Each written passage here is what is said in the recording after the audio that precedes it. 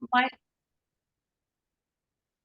Hi, everyone. My name is Megan McDonough. I'm the Executive Director at Pioneer Valley Habitat for Humanity. And we're here today to talk about our home buying and application process. Pioneer Valley Habitat for Humanity builds homes in Hampshire and Franklin counties for people with low incomes. We keep our costs low by building simple homes using as much volunteer labor and donated materials as possible. But it still costs money to build the homes, and we sell the homes to families with an affordable mortgage.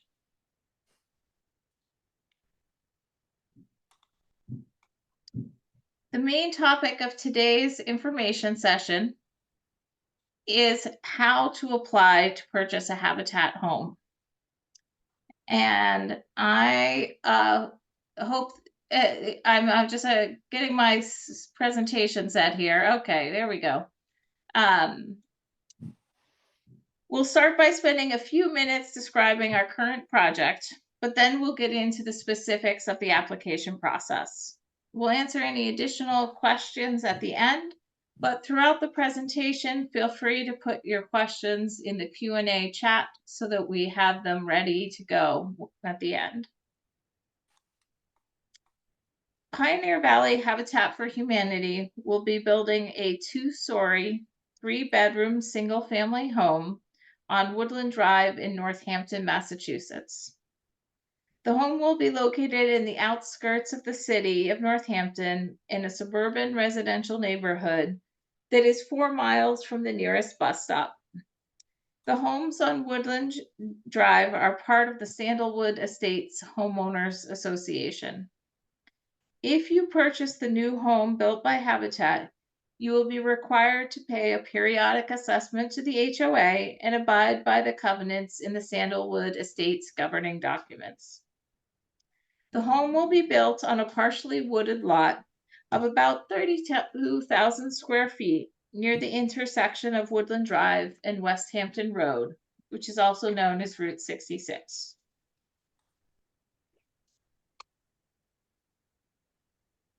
This modest home will be approximately 1,300 square feet, and the home will be energy efficient and built to Energy Star standards.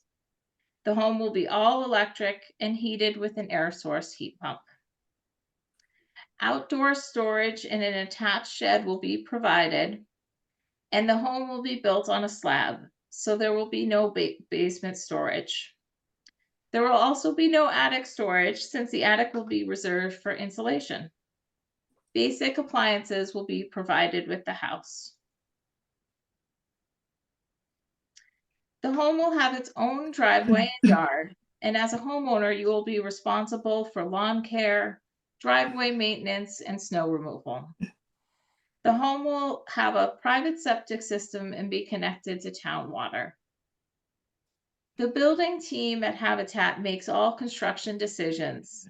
We don't build custom homes, but we will make reasonable accommodations for someone with a disability. The sale price of the home will not exceed $190,000. The final sales price and mortgage term for the homes will be set to ensure that your monthly housing costs at closing do not exceed 30% of your income at the time you buy the house. The house will be permanently restricted, so you can't sell it for a bunch more than you bought it for, but you do gain equity by making mortgage payments. So you don't have to listen to me talk all night. We have 2 other volunteers from our family selection committee who will be also doing the presentation. And Katja, if you want to take it from here. Sure. So what does it cost to be a homeowner with Habitat? If you become a homeowner, your monthly housing payment will include mortgage principal and interest payment, real estate taxes, and homeowner's insurance. The average Habitat monthly payment is between $700 and $1,400 per month. Your mortgage payment will be fixed, but taxes and insurance can go up over time. This monthly payment does not include the cost for water bills, snow removal, or home repairs. State housing subsidies cannot typically be used towards a Habitat mortgage. That is Section 8 rental vouchers.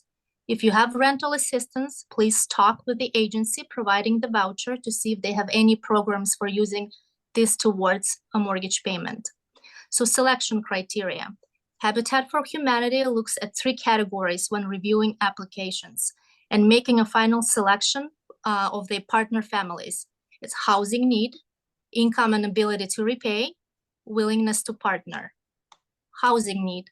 Inadequate housing could mean that your current housing has structural issues, problems with water, electrical, sewer, and/or heating systems, unsafe or unhealthy living conditions, inadequate space for the number and sex of the members of your family, or that your current housing costs are excessive, more than 35%, in relation to your income, or that you can't afford. We also have an asset limit. If you have assets over $75,000, you are not eligible and you must be a first-time home buyer. The definition we use for this is a lot broader than you think. Anyone who hasn't owned a home in the last 3 years is considered a first-time home buyer, as are displaced homemakers. Please ask for clarification after the info session if you are worried about being disqualified because of this requirement. Income and ability to repay. Repayment, you're buying a home from Habitat, so you must show an ability to repay a mortgage. We'll also be asking you to apply for a mortgage from a bank partner after being accepted by Habitat into the program, and they will need similar information to show your ability to repay.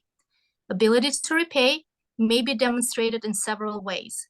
Do you make more than the minimum income required for a Habitat house? Do you have a history of making payments on time for rent and other obligations?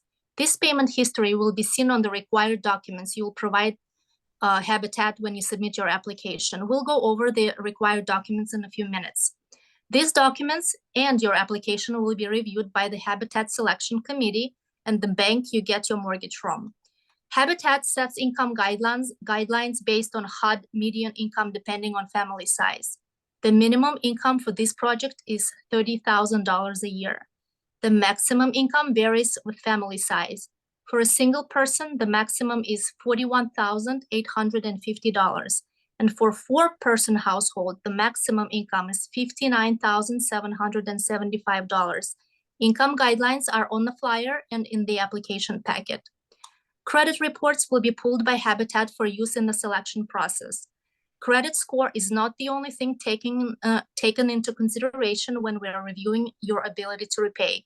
If you have delinquencies or judgments on your credit report, it is okay.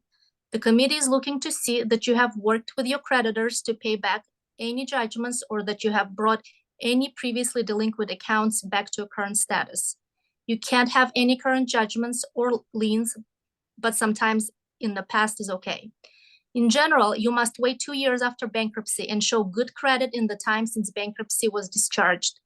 This can be waived if the bankruptcy was caused by extraordinary circumstances, death, natural disaster, etc.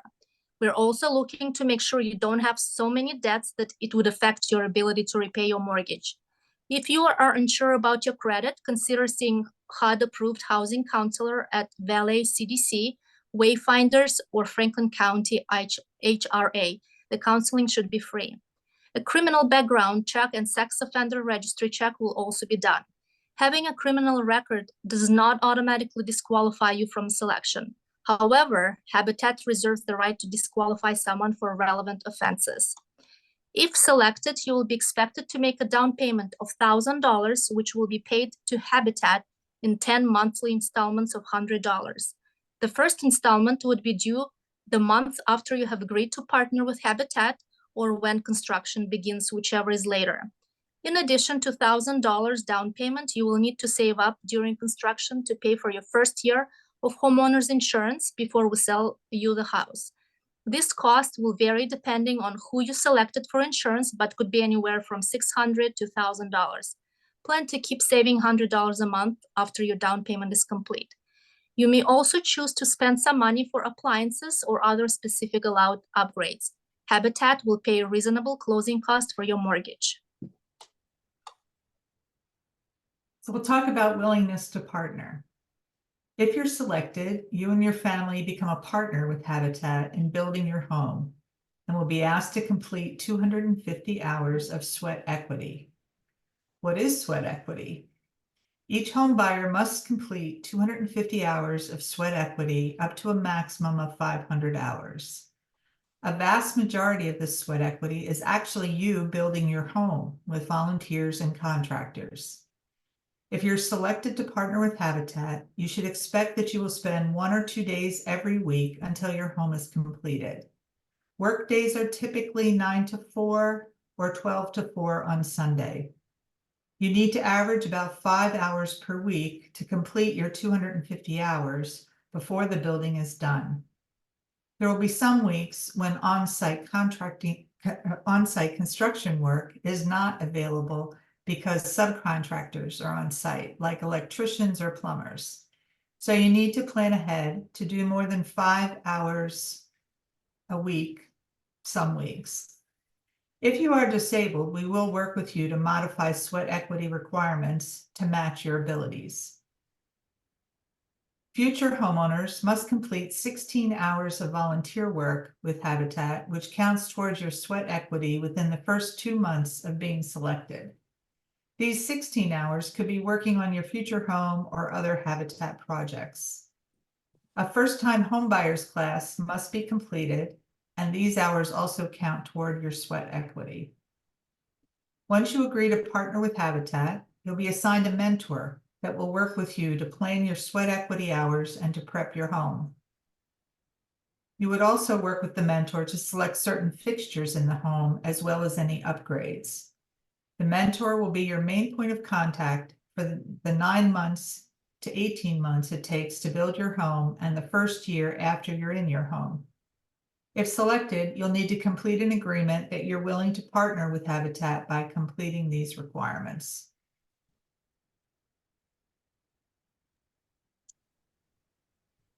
The next part we're going to do is we're going to be reviewing the application form itself. The application and all required documents must be received by Pioneer Valley Habitat by Wednesday, April 3rd, 2024, or postmarked if they're mailed by the 3rd will also be accepted.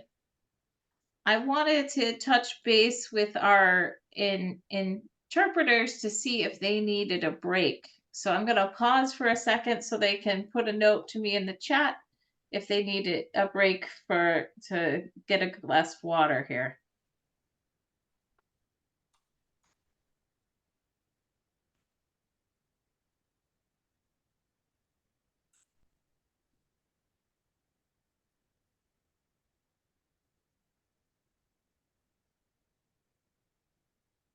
And if there are any attendees with any questions about interpretation, feel free to use the chat or click on the globe icon at the bottom of the toolbar to turn on interpretation for Spanish or Farsi.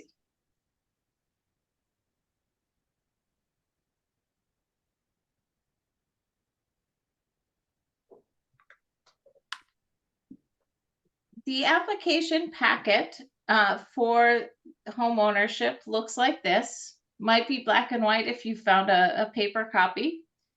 The first page is a summary flyer that has our contact information at the bottom, reminds you of the deadline, the income guidelines, and these info sessions. Then there's a 2-page letter that explains the application process. If you miss anything from tonight's presentation, it's a great idea to read this letter again to remind yourselves about the steps in the process. After that letter is when the application form itself begins.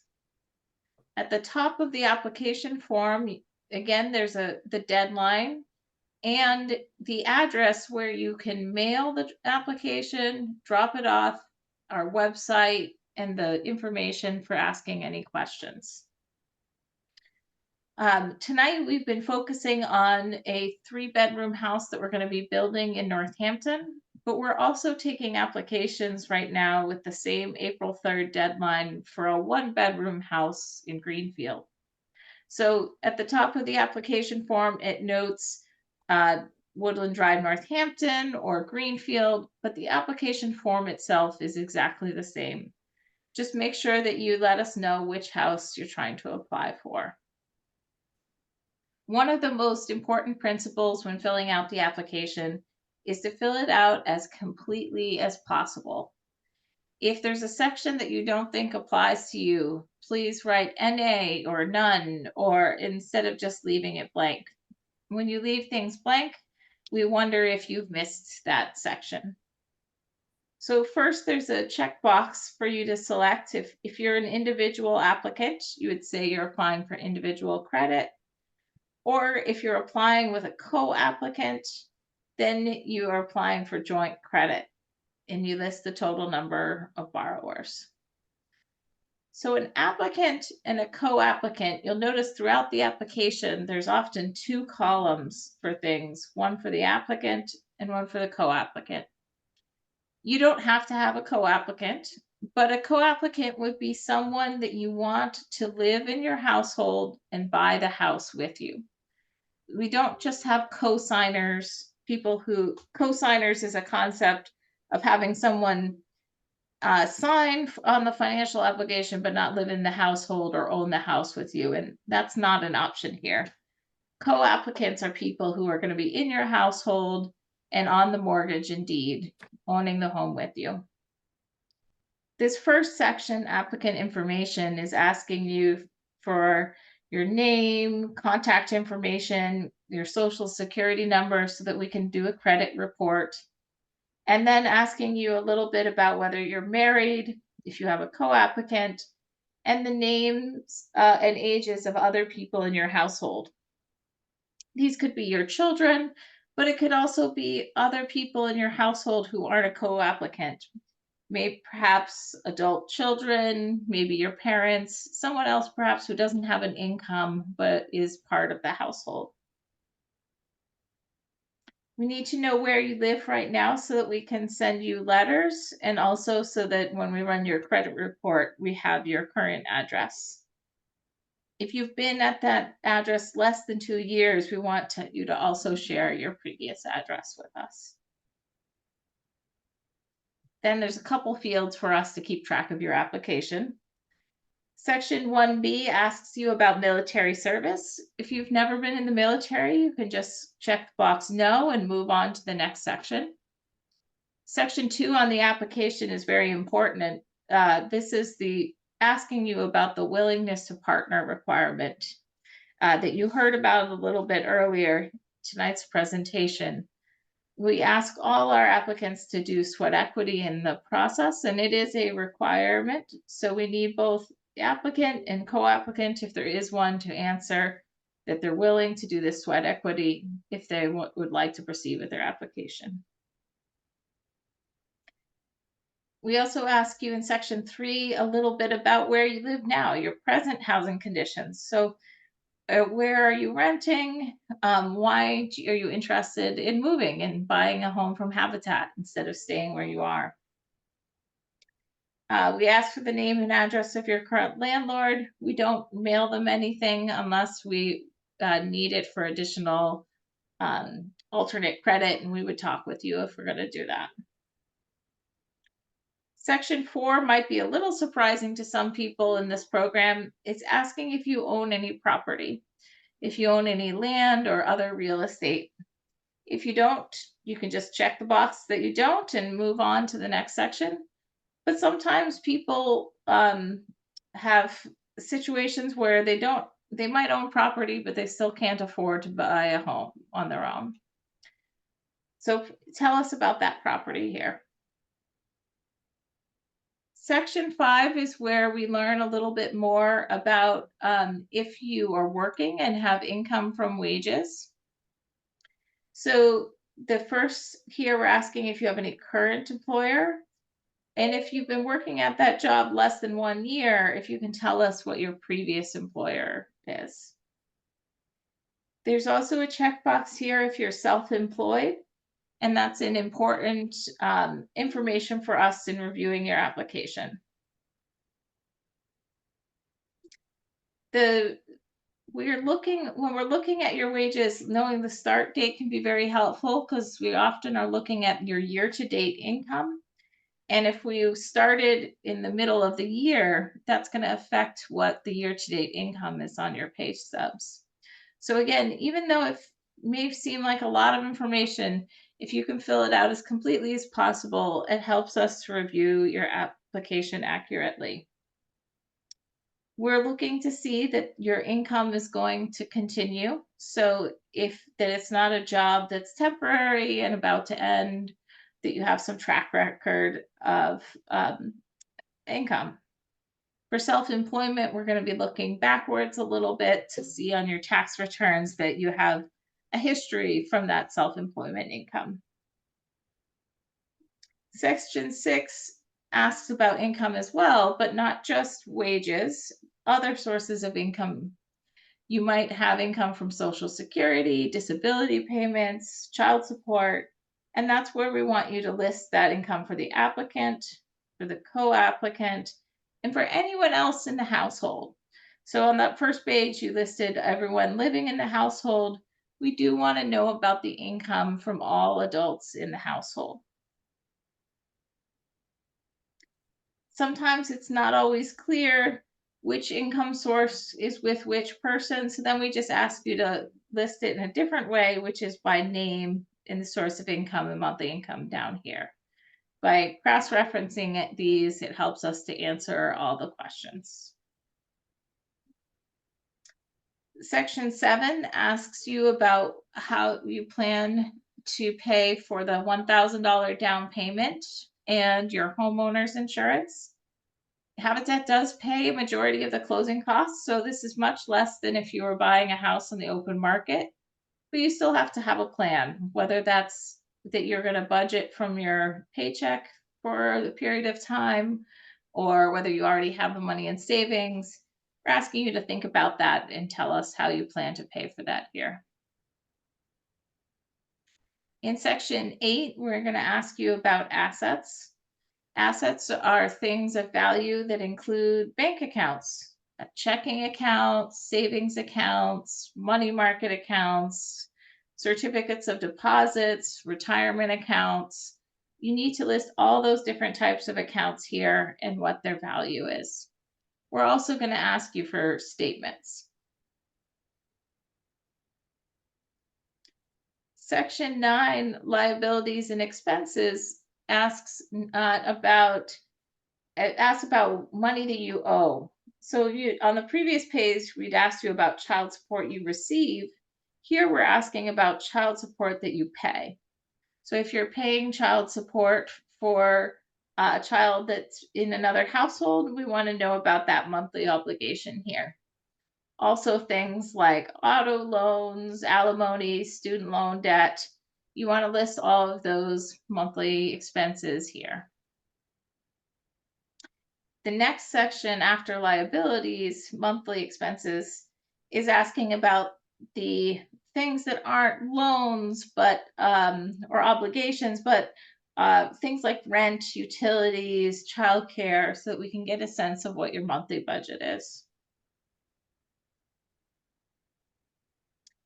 Section 10, declarations, is a series of yes and no questions. And it's important that you answer all of those questions. And you need, if there's something that you answer no to for the first A through G, if you can attach an explanation on a separate piece of paper so we can understand your situation, that will be very helpful. Same with, we do not have a citizenship requirement for the program, but we do need to know about your residency status in terms of how it affects your income and ability to repay a mortgage. Section 11 is where you sign and date and give us permission to review this information and run a credit report. If you have a co-applicant, it's important that they sign as well as the applicant. And then we ask you to sign again that you understand that you have a right to receive a copy of an appraisal if we do one. That's part of, it's a legal requirement. So we're dotting our I's and crossing our T's by letting you know about that here. Section 13 asks about demographic information, which is not considered in your eligibility, but is helpful for us as we market our programs to make sure that we're reaching a diversity of people from different backgrounds. So we appreciate you filling this information out so that we can know when we look at a meta level of who applies to our program, but it is not part of the eligibility for your application.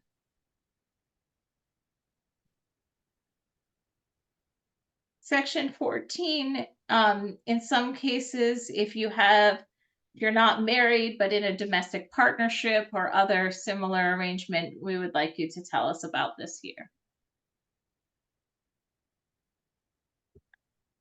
And then one more signature, that you have received this notice about the Equal Credit Opportunity Act, and you know that where you can file a complaint if you think there has been discrimination.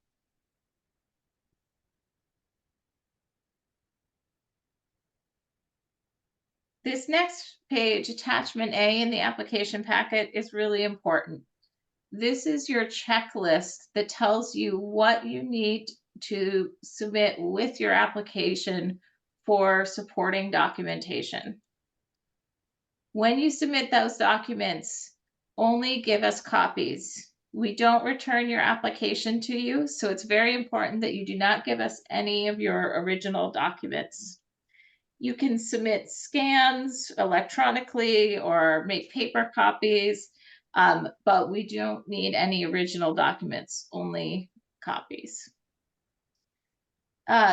We phrased the checklist as questions to sort of guide you along the process of understanding what you need to submit with your application. So, for example, question 1 here, have you filed a United States federal tax return for the past 3 years? If the answer is yes, you can check the box and then make your copies and check attached. If you have, but you don't know where they are, then we ask that you go to the IRS to request a transcript. If you haven't filed taxes, then we would like you to put a note with your application about why you didn't file. Maybe you didn't earn enough income in previous years, or you weren't living in the country, or just let us know why you haven't filed those taxes.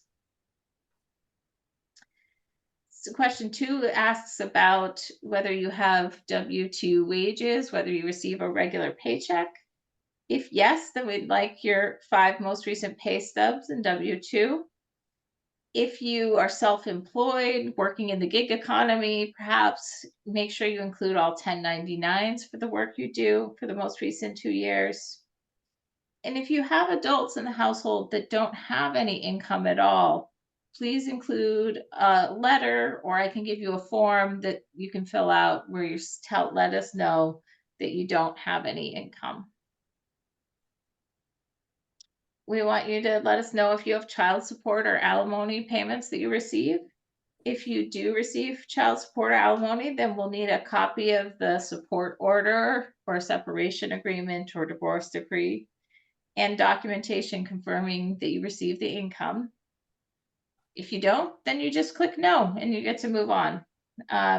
Same thing with each of these different questions are to get at the different types of income that people might need to document. If you receive Social Security or disability payments, we'll need your award letter documenting that. If you have other sources of income, we'll need documentation of that as well. For all the applicants who have a checking or a savings account, we will like your 3 most recent statements from all your accounts. If you have any retirement or investment accounts, we'll also look for a statement from those. And then we have a question to just kind of find out if you have other assets that you haven't mentioned so far. But other assets, we mean significant things worth more than $1,000. So if yes, please provide documentation about those assets as well. The rest of the application packet is informational. There's a document with information about where to submit your documents. Reminder of the income guidelines. And then a little description of the project and some of the specifics of the Habitat program. All right, I think I've talked enough, so I need to hand it over to Katja. All right, let's go through application process. There are 3 parts to it. Part 1, it's application review. Once your application has been received, the Family Selection Committee application reviewers will look to see if your application is complete and review your credit history. After this initial review, applicants that do not meet the habitat selection criteria will receive a letter explaining why they have not been selected. Those that do meet the habitat selection criteria will also receive a letter requesting additional information if necessary. It is very important to respond promptly to requests for additional information. Failure to meet deadlines for information can disqualify you. Part 2 to the process is virtual home visit. After any additional information is gathered and reviewed, virtual home visits are scheduled. Since the pandemic, these home visits have typically been on Zoom, but if you prefer an in-person home visit, please let us know. 2 members of the selection committee will make an appointment with you to meet you and your family. These meetings are typically an hour. We may have some additional questions for you about your income or expenses. All members of your family that will live in the home, if you are selected, should be at this meeting. This is a chance for you to ask questions in a smaller group before the lottery. Part 3, lottery and selection. After all the home visits are completed, the selection committee confirms which applicants have been determined eligible according to all the selection criteria. The selection committee then sends its recommended list of all eligible applicants to the Habitat Board of Directors for approval. The Habitat Board of Directors confirms who will be in the lottery. A lottery is conducted. Once the lottery results are in, the Habitat Executive Director will contact the family to ask if they would like to partner with Habitat.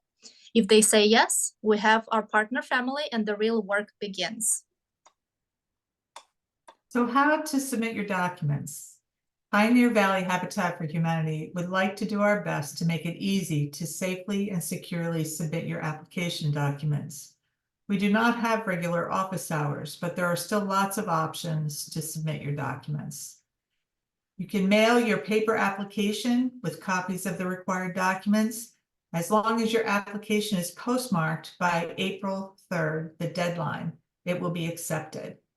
That can be sent to Pioneer Valley Habitat for Humanity, Post Office Box 60642, Florence, Mass. 01062, and that information is on your application. You can drop off your paper application with copies of the required documents in our locked mailbox at 140 Pine Street, Florence, Mass. Look for the box labeled Pioneer Valley Habitat for Humanity on the middle floor near our office. There's a short set of stairs to access the box. Or you can submit digitally.